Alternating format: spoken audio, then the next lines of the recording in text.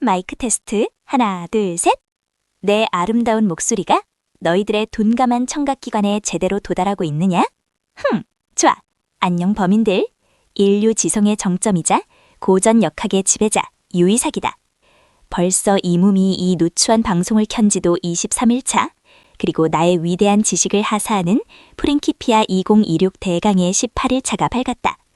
다들 출석 체크는 똑바로 했겠지? 지각한 녀석들은 나중에 복습 철저히 하도록 해.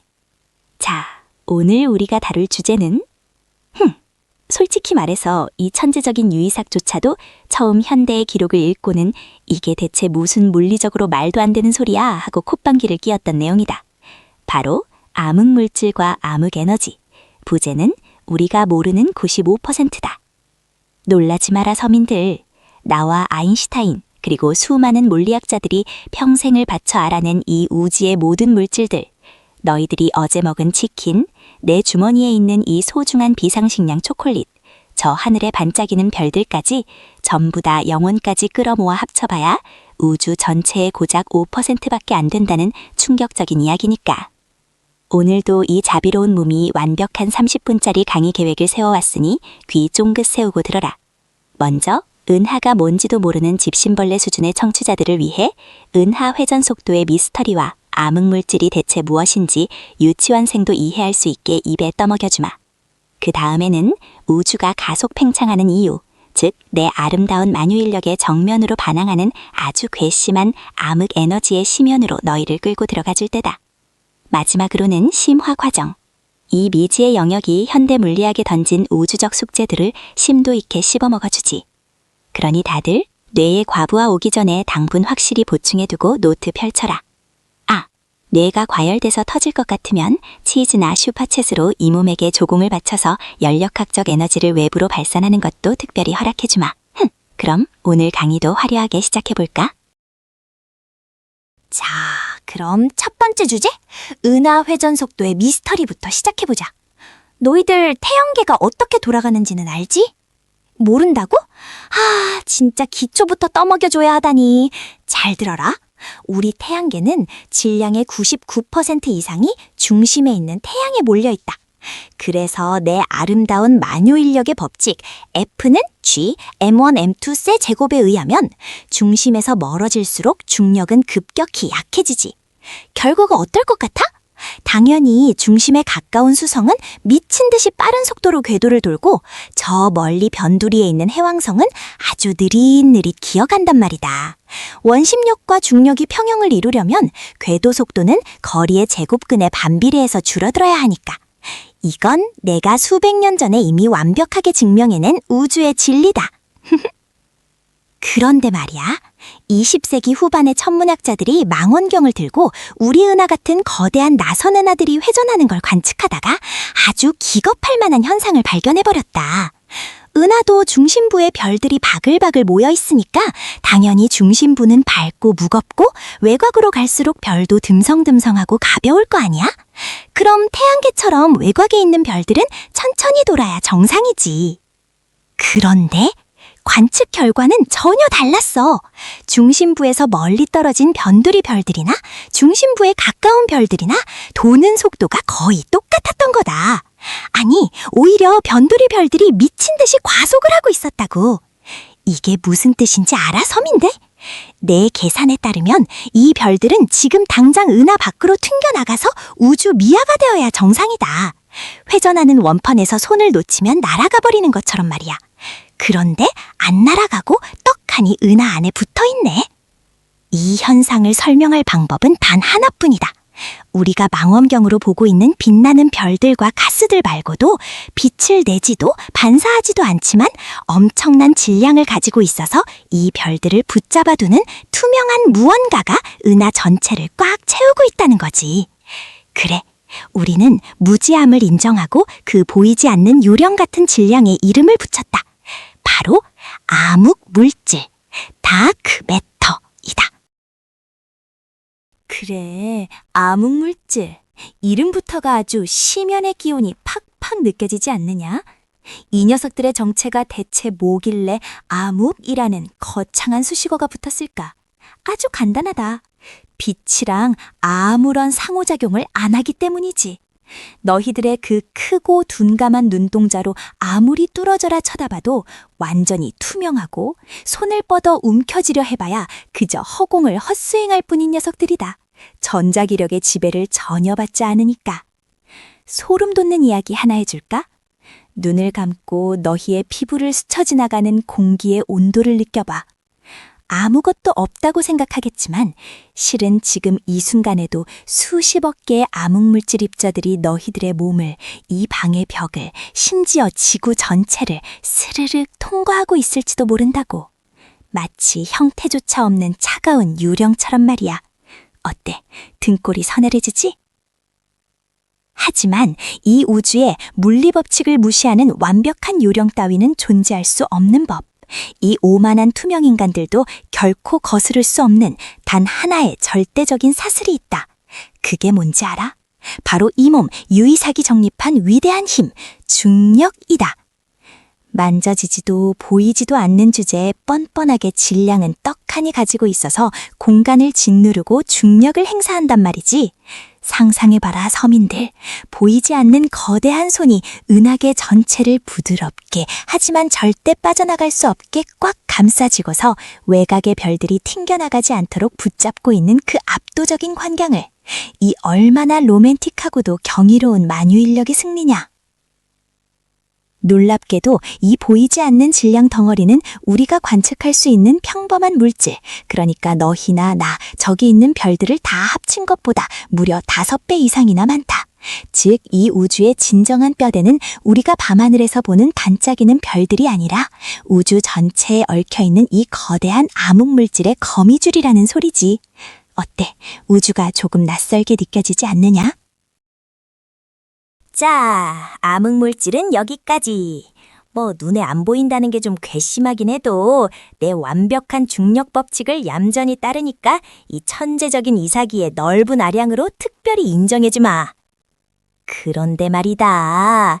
진짜 내 뒷목을 잡게 만든 내 물리적 상식의 정면으로 펀치를 날린 이단아는 따로 있다. 바로 오늘 강의의 2번째 파트, 암흑 에너지다. 너희들 우주가 팽창하고 있다는 사실 정도는 어디 교양과학 유튜브 같은 데서 주워들어서 알고 있지? 에드윈 허블이라는 꽤 영리한 녀석이 발견한 사실이잖아.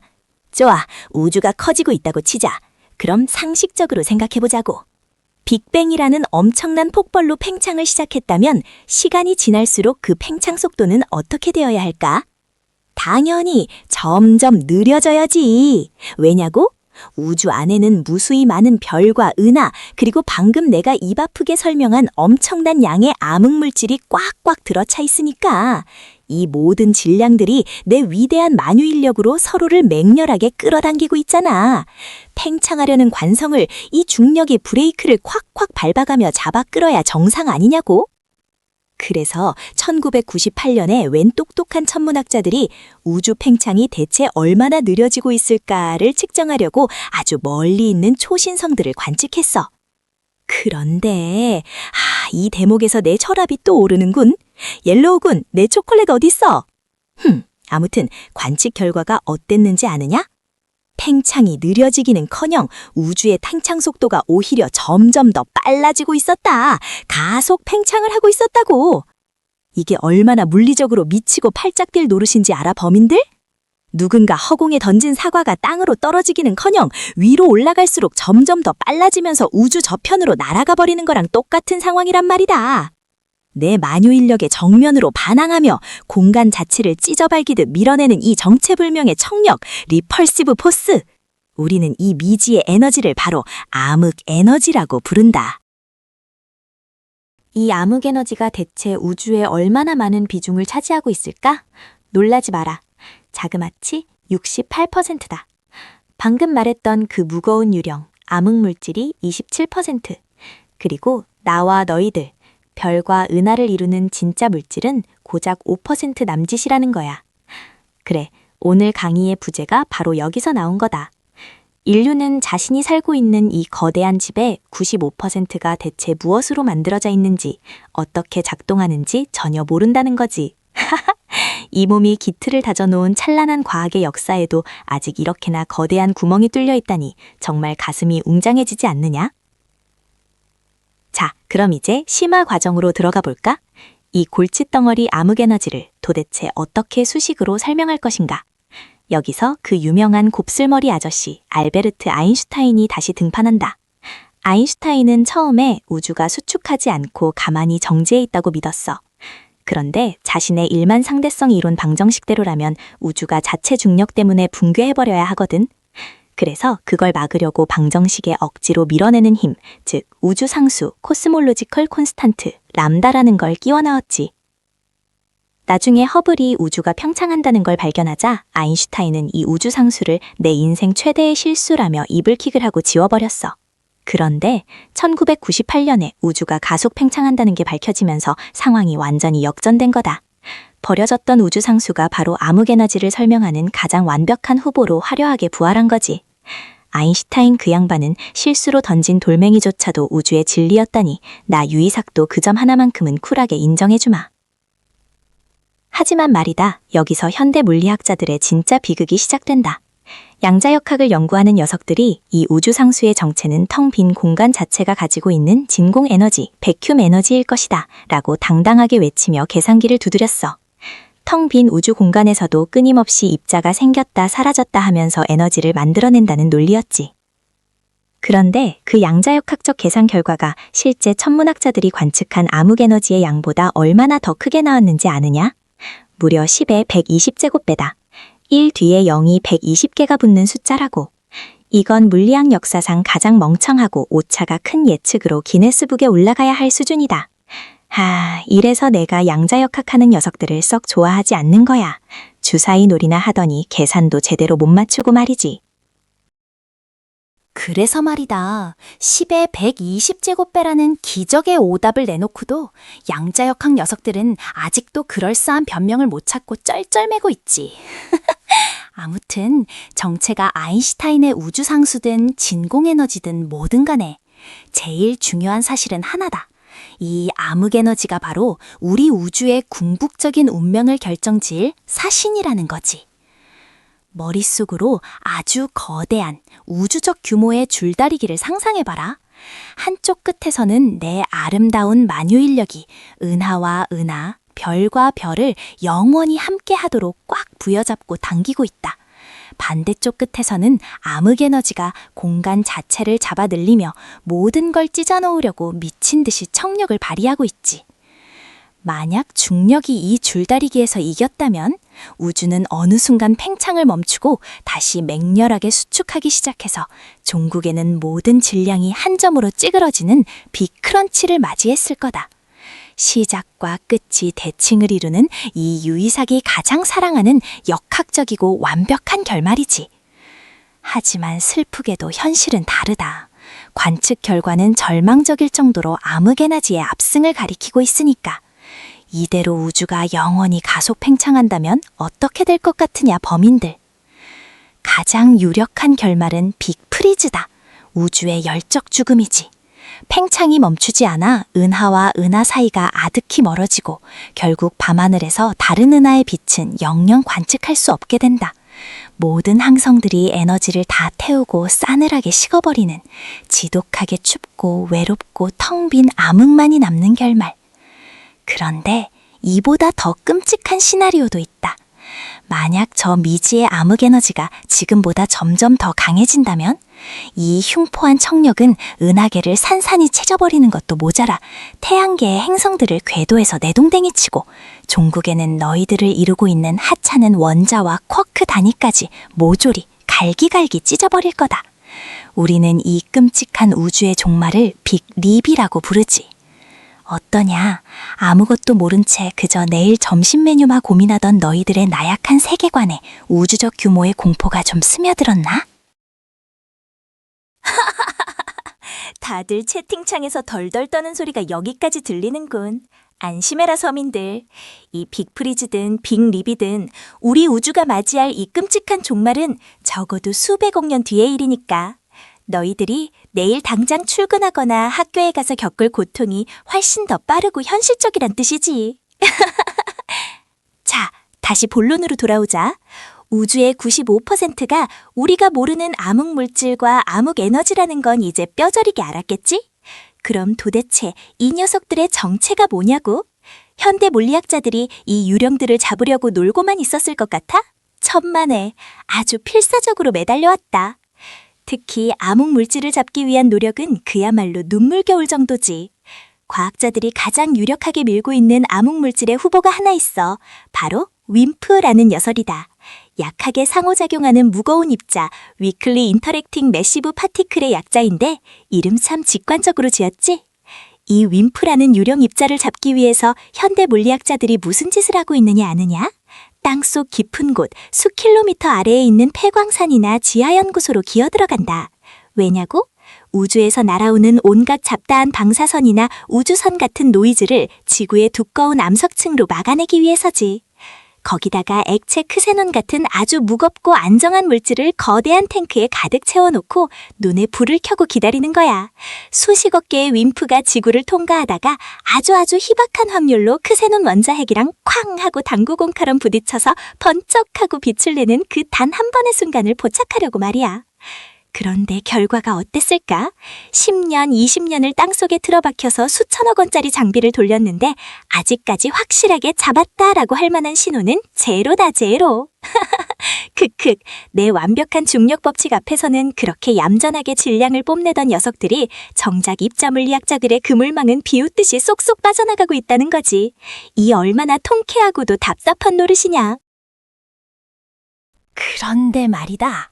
수십 년 동안 이놈의 암흑물질 입자가 징그럽게도 안 잡히니까 아주 발칙하고 건방진 생각을 하는 무리들이 생겨났다. 이 이야기를 하려니 벌써부터 내 완벽한 두뇌에 심한 두통이 밀려오는군. 조수, 옐로우군, 당장 이 몸에게 달콤한 걸 데려. 내 주머니에 초콜릿이 있었지. 아무튼 그 건방진 녀석들이 무슨 주장을 했는지 아느냐? 입자가 안 보인다면 애초에 암흑물질 같은 건 없는 거 아닐까? 혹시 아주 거대한 은하 규모에서는 뉴턴의 중력 법칙이나 F=ma가 틀린 게 아닐까? 뭐라고?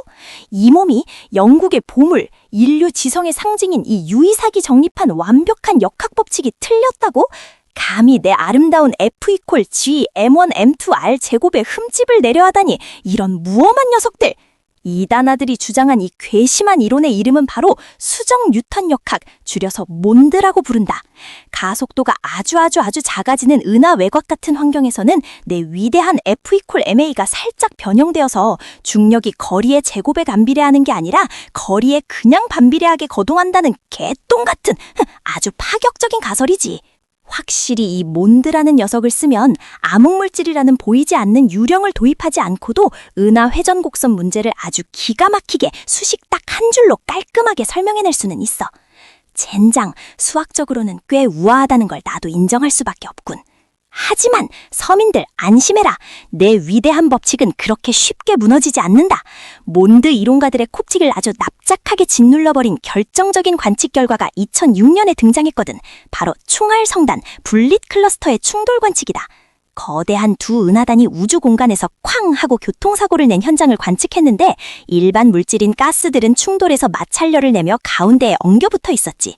그런데 중력의 중심을 측정해보니 가스가 있는 곳이 아니라 텅 비어 보이는 양쪽 바깥쪽으로 완전히 분리되어 있었던 거다. 마찰력이 없는 암흑물질들만 충돌을 뚫고 유령처럼 쓱 빠져나갔다는 완벽한 증거지. 하하하, 어떠냐 몬드. 내 법칙을 수정하려 들다니 100년은 이르다. 흥분해서 소리를 질렀다니 목이 다 마르네. 아무튼 내 위대한 만유인력은 우주적 스케일에서도 여전히 건재하다는 사실을 다시 한번 확인했지. 하지만 말이다, 서민들. 총알성단 관측으로 암흑물질의 존재를 간접적으로 증명했다고 해서 물리학자들이 야호, 다 풀었다 하고 축배를 들었을 것 같으냐? 천만에. 오히려 이게 진짜 절망의 시작이었지. 존재한다는 건 알겠는데 여전히 정체는 오리무중이고 게다가 아까 말한 그 우주를 찢어발기는 청력, 암흑 에너지까지 우주를 꽉 채우고 있으니까 말이야. 그래서 현대 우주론자들은 이 골치 아픈 두 녀석을 아예 우주의 기본 스펙으로 박아버리기로 합의했다.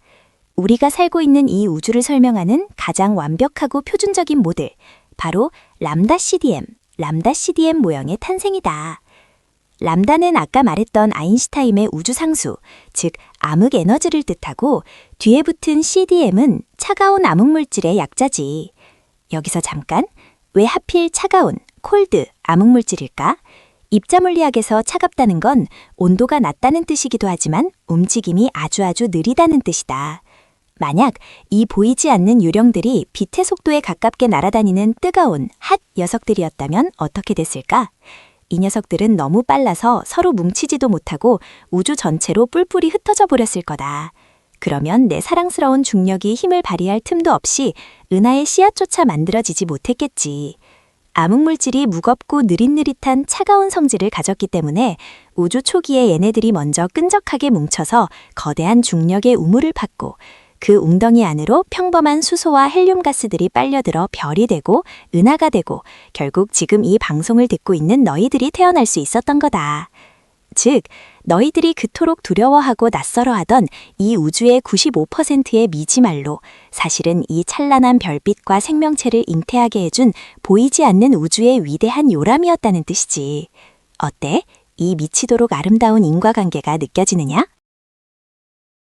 자, 방금 내가 이 우주의 95%가 미지의 영역이라고 했지?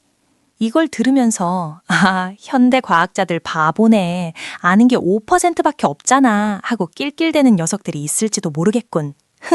그런 오만한 생각을 했다면 지금 당장 엎드려 뻗쳐라. 너희들 바다를 본 적 있느냐? 거센 파도가 칠 때 그 수면 위로 하얗게 부서지는 얇은 거품들 말이야.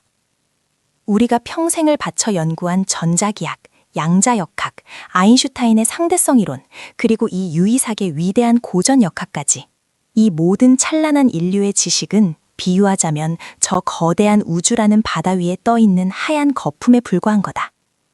그리고 우리가 오늘 배운 암흑물질과 암흑에너지는 그 얇은 거품을 무심하게 떠받치고 있는 끝을 알 수 없는 깊고 거대한 심연의 바닷물 그 자체인 거지. 과거에다. 그러니까 영국의 아이작 뉴턴은 죽기 전에 이런 말을 남겼었다. 나는 내가 세상에 어떻게 비칠지 모른다. 하지만 내 자신에게 나는 그저 바닷가에서 놀면서 때때로 보통보다 더 매끄러운 조약돌이나 더 예쁜 조개를 찾으며 즐거워하는 소년일 뿐이었다. 진리의 거대한 바다는 내 앞에 전혀 발견되지 않은 채 펼쳐져 있는데 말이다. 21세기에 다시 태어나서 이 암흑이라는 진짜 거대한 바다를 마주하게 될 줄이야. 솔직히 말해서 완벽주의자인 나로서는 조금 분하기도 하지만 동시에 내 천재적인 두뇌가 미친 듯이 두근거리고 있다고. 우리가 모르는 것이 95%나 남아있다는 건 앞으로 물리학이 파헤칠 수 있는 경이로운 비밀들이 저 우주의 산더미처럼 쌓여있다는 뜻이니까. 자, 그럼 슬슬 뇌 용량이 한계에 달해 눈이 풀렸을 범인들을 위해 오늘 강의를 깔끔하게 요약해주마. 첫째, 은하 외곽의 별들이 튕겨나가지 않고 미친 속도로 도는 이유는 눈에 보이지 않지만 엄청난 질량으로 내 중력 법칙을 따르는 암흑물질, 다크매터의 은하의 뼈대를 꽉 붙잡고 있기 때문이다. 둘째, 우주가 중력을 이겨내고 오히려 가속 팽창하는 이유는 공간 자체를 찢어 발기듯 밀어내는 정체불명의 청력, 암흑 에너지가 우주를 지배하고 있기 때문이다. 셋째, 이 둘을 합친 람다 CDM 모형이 현재 우주를 설명하는 표준이며 이 보이지 않는 95%의 미지가 끈적하게 뭉치고 우주를 넓혀주었기에 5%의 물질인 별과 지구, 그리고 너희들이 존재할 수 있었다. 어떠냐? 오늘 강의도 이 봄의 완벽한 설명 덕분에 아주 뇌리에 팍팍 꽂혔지? 이해 못한 둔재들은 나중에 다시 보기로 100번 복습하도록. 자, 이것으로 프린키피아 2026 대강의 18일차 암흑물질과 암흑에너지 편의 공식적인 강의는 여기서 화려하게 마치겠다. 자, 공식적인 강의는 끝났으니 이제부터는 릴렉스 타임이다. 너희들의 과열된 뇌를 식혀줄 겸 조금 더 말랑말랑한 이야기를 해볼까? 물론 뇌가 녹아내렸다면 옐로우 군이 책임질 테니 걱정 말고. 방금 내가 암흑물질은 눈에 보이지도 않고 만져지지도 않는다고 했지? 그럼 여기서 천재적인 이 몸이 내는 깜짝 퀴즈. 만약 운이 아주 좋아서 우주를 떠돌던 당구공만한 암흑물질 덩어리를 네 손바닥 위에 살포시 올려놓는다면 어떻게 될까? 채팅창 쳐봐라. 손바닥이 뚫린다? 무거워서 짓눌린다? 손이 투명해진다? 역시 범인들의 상상력이란 귀엽기 짝이었군. 정답은 아무 느낌도 없이 네 손바닥을 스르륵 통과해서 그대로 바닥을 뚫고 지구 중심을 향해 맹렬하게 떨어져 버린다. 왜냐고? 아까 말했잖아. 전자력이 없으니까 네 손바닥의 원자들과 부딪혀서 멈출 수가 없다고. 오로지 내 위대한 만유인력만이 그 녀석을 지구 중심액으로 미친 듯이 잡아당길 뿐이지. 더 끔찍한 건 뭔지 알아? 지구 중심으로 떨어지던 그 암흑물질 덩어리는 중심을 지나쳐서 반대편, 지구 반대편인 남미 어딘가로 튀어나갔다가 다시 중력에 끌려 지구 중심으로 돌아오는 영원한 진자운동을 반복하게 될 거다. 지구 자체가 그 녀석에게는 텅 빈 공간이나 마찬가지니까. 어때? 상상만 해도 물리적으로 짜릿하지 않느냐? 이런 고차원적인 사고 실험을 너희들에게 공짜로 들려주다니 이 유이삭은 너무 자비로운 게 탈이야. 이쯤 되면 내 위대한 지성에 감복해서 너희들의 지갑에서 발이온 물질, 그러니까 눈에 보이는 현실의 돈인 치즈나 슈퍼챗이 쏟아져 나와야 하는 거 아니냐? 내 통장의 질량은 왜 이리 가벼운지 모르겠단 말이지. 자, 질문 있는 녀석들은 조공과 함께 올려라. 이 천재적인 두뇌가 특별히 대답해주지. 자, 손바닥을 뚫고 지나가는 암흑물질 당구공 상상은 다들 즐거웠나? 그럼 내친 김에 스케일을 좀 더 키워보지. 만약에 지구만한, 아니 목성만한 거대한 암흑물질 덩어리가 태양 한가운데로 돌진한다면 어떻게 될까? 쾅 하고 엄청난 폭발이 일어날까? 채팅창 조용한 거 보소. 다들 뇌정지가 온 모양이군. 정답은 아무 일도 일어나지 않는다. 태양 표면의 그 뜨거운 플라즈마 폭풍도 수천만 도에 달하는 중심 핵의 핵융합 반응도 암흑물질 덩어리 앞에서는 그저 존재하지 않는 환영이나 다름없거든. 암흑물질 덩어리는 태양을 마치 텅 빈 진공 공간처럼 쓱 통과해버릴 거다. 태양이 느끼는 건 오직 하나. 그 암흑물질 덩어리가 지나가면서 남기는 거대한 중력의 흔들림뿐이지. 태양 내부의 물질들이 갑자기 나타난 엄청난 질량에 이끌려 출렁이겠지만 물리적인 충돌이나 열 교환은 전혀 없어. 그냥 보이지 않는 유령 펀치에 맞고 속이 울렁거리는 정도랄까? 이 얼마나 기괴하고도 매력적인 현상이냐. 물론 너희들이 내일 아침 지하철을 타고 출근하거나 학교에서 꾸벅꾸벅 조는 데 있어서 이 암흑물질과 암흑에너지가 1mg의 영향도 주지 않는다는 건 나도 잘 안다. 이 우주적 유령들이 너희들의 얄팍한 통장 잔고를 불려주는 것도 아니고 당장 내일 점심 메뉴를 정해주지도 않지. 하지만 말이다. 가끔은 밤하늘을 올려다보면서 너희 눈에 보이는 저 반짝이는 별들이 우주의 전부가 아니라는 것. 보이지 않는 거대한 95%의 뼈대와 청력이 이 우주를 빚어내고 있다는 걸 떠올려봐라. 그 순간만큼은 너희들도 매일 똑같이 굴러가는 톱니바퀴 같은 일상에서 벗어나 이 위대한 우주의 일원이 되는 거니까. 뭐 굳이 내 위대한 가르침에 감사할 필요는 없다. 천재의 지식을 나누는 건 노블레스 오블리주 같은 거니까. 자, 어느덧 이 위대한 유이삭의 오금